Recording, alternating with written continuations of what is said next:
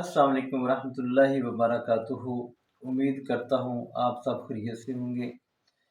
मैं हूँ हकीम सैयद मतलूब हुसैन शाह। आज मैं आपको एक ऐसी जड़ी बूटी से तारुफ कराऊंगा जो हर गांव देहात में बखूबी पाई जाती है। लेकिन अगर आपको ये उसका पता चल जाए कि इसकी अफादियत क्या है तो आप कभी इसे नज़रअंदाज ना करें।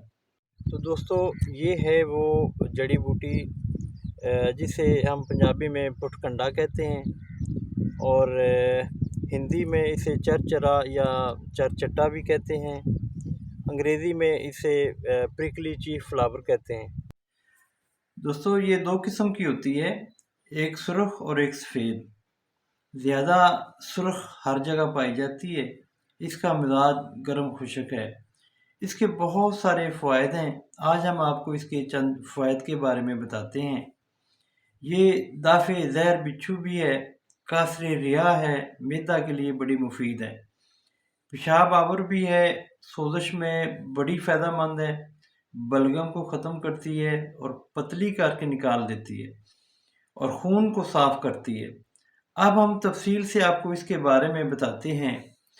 ये बिच्छुओं के जहर के लिए इसे त्रियाक समझा जाता है। इसकी जड़ को पानी में पीस कर पिलाते हैं और मुतासरा जगह पर मालिश करते हैं।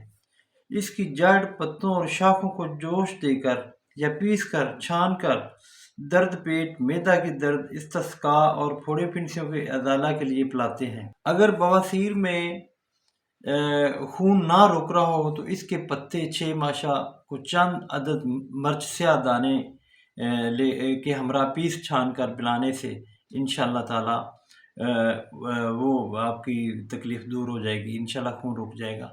और पत्तों का लेप बनाकर नीम गर्म उज़्वे मऊफ़ पर बांधने से इंशाअल्लाह शिफा होगी। इसकी जड़ को पानी में पीसकर फोड़े फिंसियों खुसूसन कुकराली को तहलील करने के लिए ज़मात करते हैं। इस बूटी को बिमा जड़, पत्तों और शाखों के जलाकर नफ़क, दर्द शिकम या पेट, बाउगोला, खांसी, दमा और संग मसाना को ज़ैल करने के लिए इस्तेमाल करते हैं। इसके सालम पौधों को खुश्क करने के बाद जलाकर बाद तरकीब ख़ास नमक हासिल किया जाता है और ये नमक बलगमी, खांसी, दमा और शिकम, नफ़क, शिकम और मर्ज़ इस्तिस्का में नहायत मुफीद है। खुसूसन ऊँटनी के दूध के साथ इस्तिस्का में खिलाना बहुत मुफीद फ़ायदा करता है।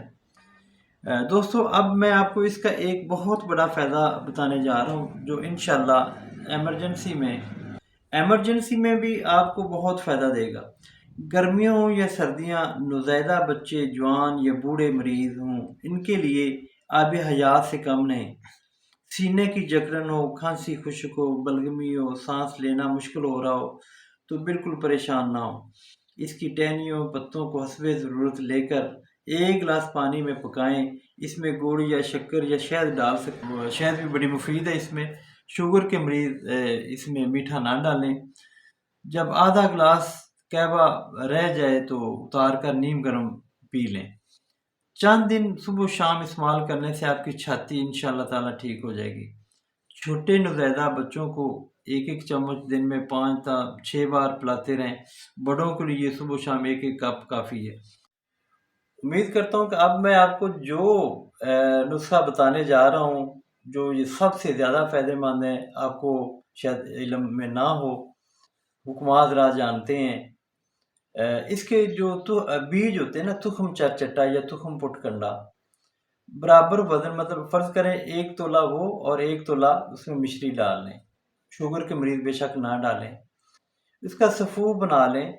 जिस मरीज़ का पाइल्स या मस्से, बवासीर के जो पेशेंट होते हैं, उनके जो खून नहीं रोक रहा होता, तो सुबह, दोपहर, शाम पानी के साथ ये लें, इंशाअल्लाह ताला खून रुक जाएगा और तकलीफ़ से आराम आ जाएगा। उम्मीद करता हूँ मेरी आज की वीडियो आपको बहुत पसंद आई होगी।